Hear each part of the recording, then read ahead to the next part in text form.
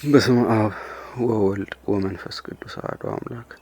መጽሐፈ አክሲማሮስ ምዕራፍ 1 ታሪክና መቅድም። የመጽሐፉ ጸሐፊ የቅዱስ ኤጲፋንዮስ ታሪክ።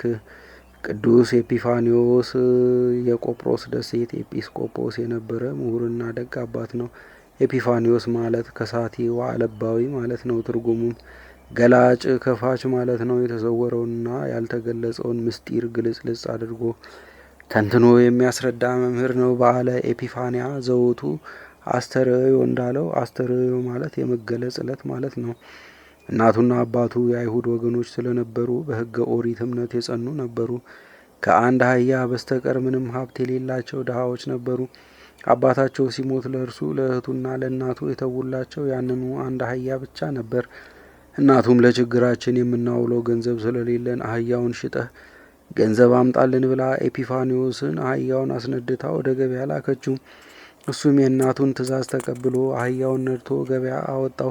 ከገበያው ሲደርስ አንድ ገዢ ቀረብ ብሎ ዋጋውን ጠየቀው። ኤጲፋንዮስም ዋጋውን ለማስረዳት ወደ አህያው ቀረብ ብሎ በጨንገር ሲነካው አህያው በእርግጫ ኤጲፋንዮስን ኩላሊቱ ላይ መጥቶ ከጣለው በኋላ ረጋግጦ ገደለው። አባ ፊሊጎስ ደግና የበቃ መነኩሴ ነው። ሁኔታውን በርቀት ተመልክቶ ኖሮ መጥቶ በያዘው መስቀል ባርኮና ጸልዮ በስሙ ለእግዚእነ ወመድኃኒነ ኢየሱስ ክርስቶስ እግዚአ ሰማያት ወምድር ተንስ ብሎ ጸለየ። የዚህም ትርጉም የሰማያትና የምድር ፈጣሪ የሁሉ ጌታ በሆነ በኢየሱስ ክርስቶስ ስም ተነስ ብሎ አስነሳው።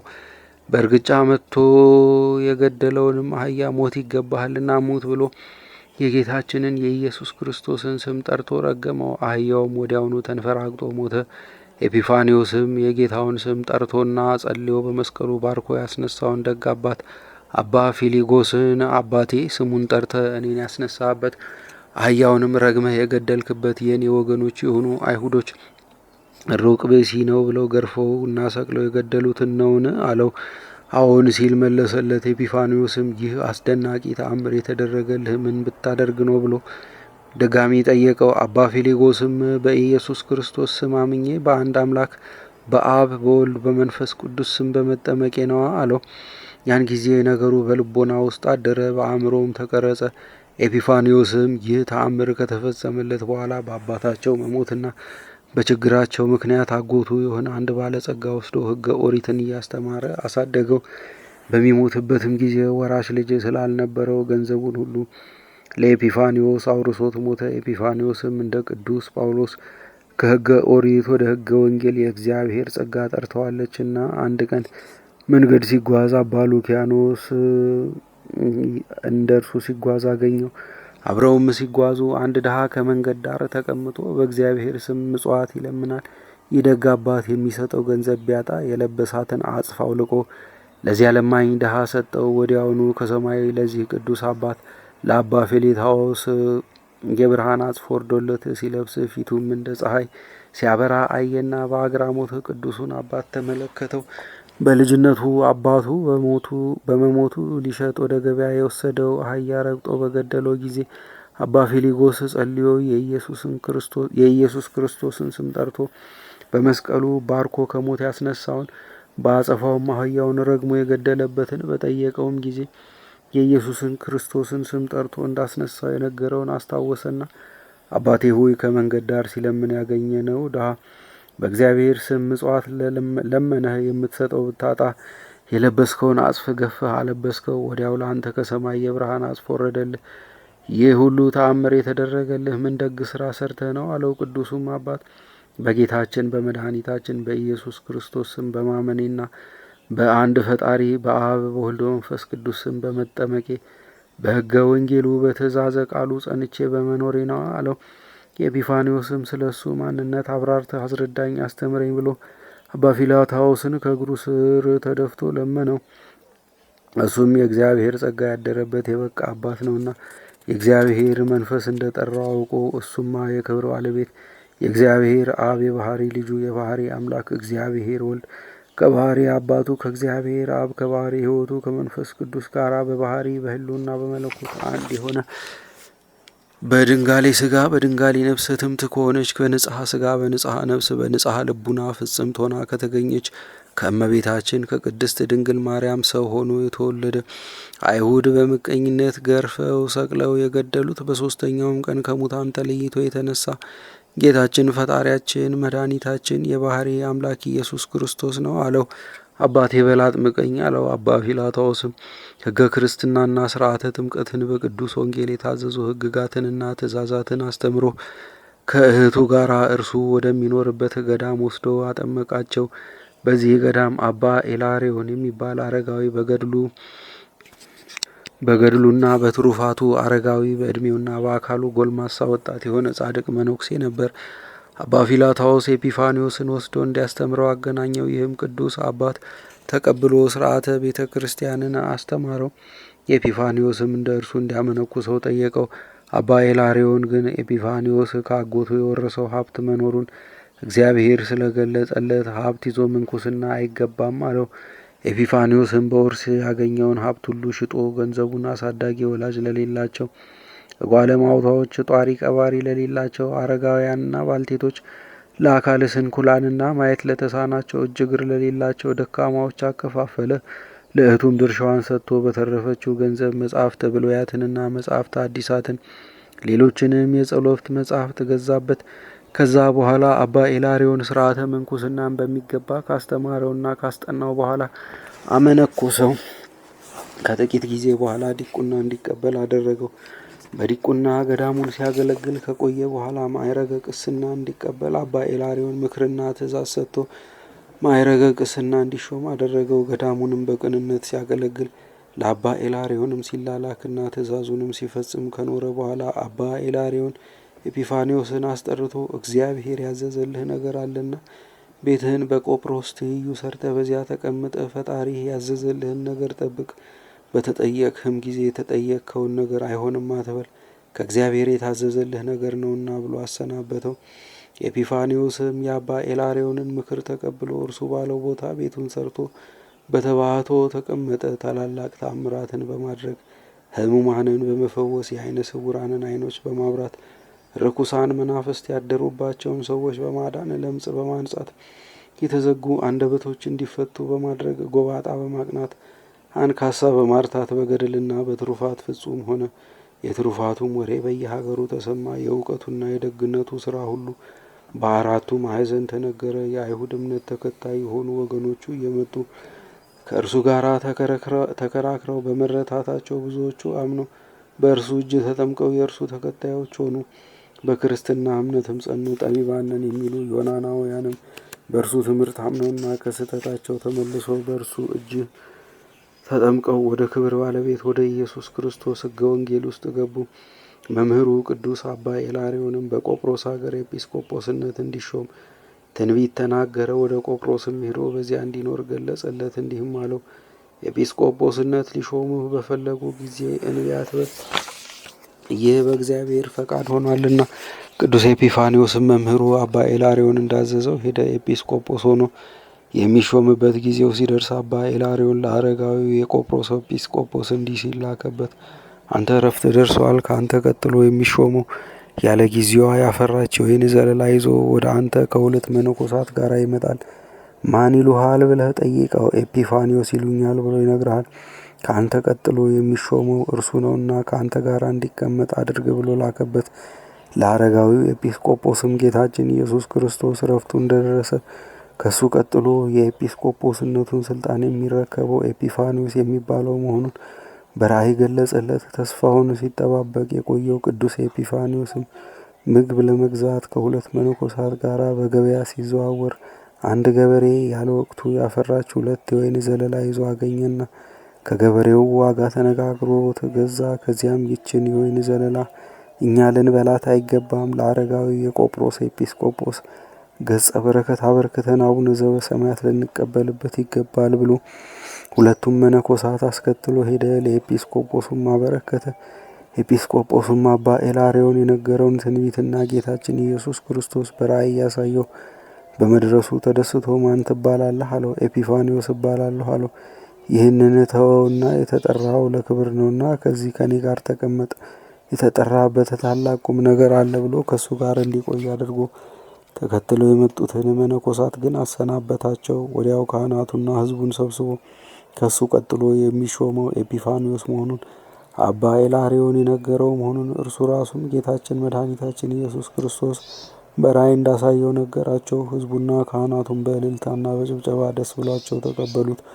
ብዙም ሳይቆይ አረጋዊ ኤጲስቆጶስ አረፈ።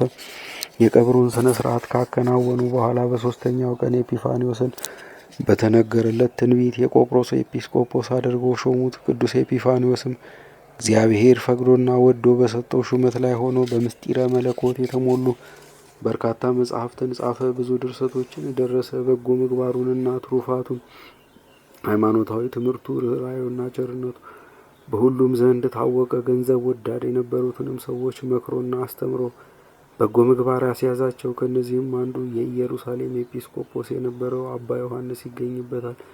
ይህ አባት በጣም ገንዘብ ወዳድና የውዳሴ ከንቱ ተገዥ በመሆኑ የተነሳ ቤቱ ከወርቅና ከብር ከዕንቁ በተሰሩ ቁሳቁሶች የተሞላ ነበር። ይህን ነገር ኤጲፋኒዎስ ሰማ። ለጥያቄ አስመስሎ ኢየሩሳሌም ወዳለው ወደ ኤጲስቆጶስ ዮሐንስ ቤት ሄደና ሲያጨዋውተው ከቆየ በኋላ እነዚህን ከወርቅና ከብር የተሰሩትን የክብር ዕቃዎች ለተወሰነ ጊዜ እንዲያውሰው ለመነውና ፈቀደለት። እሱም እነዚህን የክብር ዕቃዎች አስወሰደና በውዳጋ አሽጦ አሳዳጊ ላጡ ጓለማውታዎች፣ ጧሪ ቀባሪ ለሌላቸው ሽማግሌዎችና ለአካለ ስንኩላን አከፋፈለለት። አባ ዮሐንስም የክብር ዕቃዎቹ በወቅቱ ባለመመለሳቸው ተናዶ ከኤጲፋኒዎስ ጋር በኢየሩሳሌም ቤተ ክርስቲያን ሲገናኙ ሰላምታ ሳይሰጠው ልብሱን ጎተት አደረገና ለምንድን ነው ተውሰህ የወሰድከውን የክብር ዕቃዬን ያልመለስክልኝ ሲል ጠየቀው። ቅዱስ ኤጲፋኒዎስም መልስ ሳይሰጥ ዝም አለ። እንደገናም ደግሞ ሲጠይቀው ቅዱስ ኤጲፋኒዎስ ወደ እግዚአብሔር ዝም ብሎ ጸለየ። ወዲያውኑ የዮሐንስ ሁለቱ ዓይኖቹ ጠፉና ማየት ሲሳነው ከኤጲፋኒዎስ እግር ስር ወደቀና ይቅርታ ጠየቀው። ቅዱስ ኤጲፋኒዎስም ወደ እግዚአብሔር ጸለየለትና ወዲያውኑ የኢየሩሳሌም ኤጲስቆጶስ የአባ ዮሐንስ ዓይኖች በሩለትና ተደሰተ። ቅዱስ ኤጲፋኒዎስም የክብር ዕቃዎቹን አሽጦ ለነዳያን እንዳከፋፈለለት ነገረው። ከዚያም አባ ዮሐንስ ከፍቅረ ነዋይ ተላቆ እንደ ወንድሙና እንደ ጓደኛው እንደ ቅዱስ ኤጲፋኒዎስ ደግና ቸር አባት ሆነና በፍቅር ኖሩ። ቅዱስ ኤጲፋኒዎስ የቆጵሮስ ኤጲስቆጶስ ሳለ ቅዱስ ዮሐንስ አፈወርቅ የቁስጥንጥንያ ሊቀ ጳጳስ ነበረ። አንዲት ድሃ ሴት ርስቷን ንግሥት አውዶክስያ በግፍ ስለቀማቻት ወደ ሊቀ ጳጳሳት ዮሐንስ አፈወርቅ ርስቷን አማልዶ እንዲያሰጣት አቤት አለችው። እርሱም ቅዱስ አባት ነውና ርስቷን መልሽላት፣ ይህ የክርስቲያን ተግባር አይደለም አላት። ዋጋውን እከፍላታለሁ አለችው። ያቺን ድሃ አስጠርቶ ዋጋዋን ልክፈላት አለችኝ አላት። ድሃዋም ከዘር ሲተላለፍ የመጣልኝን ርስቴን አልሸጥምና እባክህ የአባቴን ርስት አስመልስልኝ አለችው። ይህን ነገር ለንግሥት አውዶክስያ ነግሮ እባክሽን የድሃዋን ርስት ተይላት ብሎ ቢማልዳት አሻፈረኝ አለችው። እንግዲያውስ ይህ ነገር የክርስቲያን ስራ አይደለምና ከአጸደ ቤተ ክርስቲያን አትድረሽ፣ ስጋውና ደሙን እንዳትቀበይ፣ ከምዕመናንም ጋር እንዳትገናኝ ብሎ አወገዛት።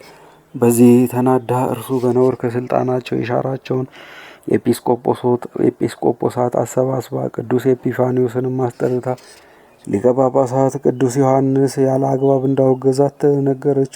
ግዝቱን የማይፈታ ከሆነ እንደ አባቶቼ ዘመን አብያተ ክርስቲያናትን ዘግቼ አብያተ ጣዖታትን እከፍታለሁ ብላ ዛተች። ቅዱስ ኤጲፋኒዎስም አምርሮ አዘነ። ምዕመናን ከመከራና ከስደት አረፉ ብለን ገና ደስ ሲለን እንደገና ወደ መከራና ወደ ስደት ልንመለስ ነውን ብሎ እሷንም ደጋግሞ የድሃዋን ርስት እንድትመልስላትና ከቅዱስ ዮሐንስ አፈወርቅ ጋር እርቅ ሰላምን እንዲወርድ አጥብቆ ቢለምናት እንዲያውም ከማዕረገ ጵጵስናው መውረድ ስላለበት በሲኖዶሳችሁ መክራችሁ የማትሽሩት ከሆነ የራሴን እርምጃ እንደተናገርኩት አደርገዋለሁ አለችው። እርሱም ደንግጦ ከቅዱስ ዮሐንስ አፈወርቅ ጋር ተመካክሮ መላ ለመፈለግ ከእርሷ ወጥቶ ሲሄድ አሽከሮቿን ከተማውን እየዞራችሁ ቅዱስ ኤጲፋኒዎስ ዮሐንስ አፈወርቅን ከማዕረጉ አወረደው ብላችሁ አውሩ ብላ አዘዘቻቸውና ይህ ዜና ከቅዱስ ዮሐንስ አፈወርቅ ዘንድ ደረሰ። ኤጲፋኒዎስም እያዘነ ወደ ዮሐንስ አፈወርቅ ሄደና በዚች በአንዲት ድሃ ሴት ርስት ምክንያት የተነሳ ሃይማኖት አይጥፋ፣ አብያተ ክርስቲያናትም አይዘጉ፣ እባክህ ከውግዘቷ ፍታትና ለድሃዋም የርስቷን ዋጋ ትክፈላት ብሎ ለመነው። ቅዱስ ዮሐንስም የድሃ ርስት ቀምቶ ርስተ መንግሥተ ሰማያት መውረስ አይቻልም፣ ምድራዊ ርስት ከሰማያዊ ርስት አንጻር ነው። ጌታም በየርስታችሁ ቁሙ ብሎ አዟልና የአባቶቿን ዘመን ብታመጣ ለእሷ አይባሳት። እኔ የድሃዋን ርስት ካልመለሰችላት በቀር ውግዘቴን አልፈታም።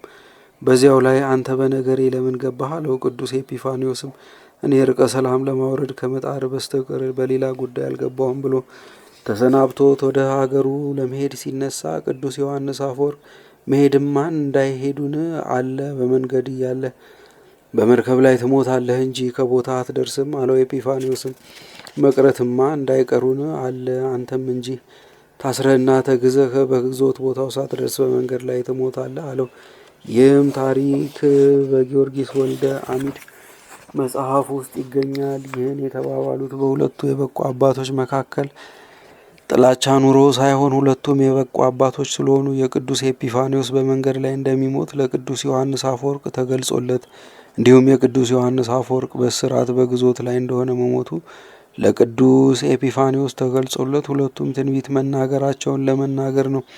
ከዚህ በኋላ ቅዱስ ኤጲፋንዮስ ከቁስጥንጥንያ ወጥቶ ከደቀ መዛሙርቱ ጋር በመርከብ ተሳፈረ። እግዚአብሔርን የቅዱስ ዮሐንስ አፈወርቅን ጽድቅ ይገልጽ ዘንድ በጉዞ በመርከብ ላይ እንዳለ አረፈ። እንዲሁም የቅዱስ ዮሐንስ አፈወርቅ በስደት ጉዞ ላይ እንዳለ አረፈ። ቅዱስ ኤጲፋንዮስም በመርከብ ውስጥ እንዳለ እረፍቱ እንደደረሰ አውቆ ቆሞ ጸለየ። ጸሎቱን ከፈጸመ በኋላ የተከተሉትን ደቀ መዛሙርቱን ለኤጲስቆጶስነት ማዕረግ እንደሚበቁ ከነገራቸው በኋላ በሰላም አረፈ። ያረፈውም ግንቦት 17 ቀን ነው። 16 ቀን ተጉዘው ግንቦት 23 ቀን ቆጵሮስ ደርሰው ስርዓተ ቀብሩን ለመፈጸም ሲዘጋጁ በነውር ከስልጣነ ክህነታቸው ያሻራቸው 2 ካህናት አናስቀብርም ብለው ሁከት አስነሱ። በሁከቱ ምክንያትም 40 ቀን ተቀመጠ። አስከሬኑም ለ40 ቀን ሲቀመጥ አልተለወጠም። ይህን ተአምር የተረዳ አንድ ካህን ከአስከሬኑ ተማጸነ። እነዚያንም ሁከተኞች በተአምር አጥፍቶ በታላቅ ክብር ተቀበረ። ሁሉን ማድረግ ለሚችለው አምላክ ለእግዚአብሔር ክብር ምስጋና አኮቴት ይድረሰው። እኛንም በቅዱስ ኤጲፋንዮስ ጸሎትና በረከት ይጠብቀን ለዘላለሙ አሜን።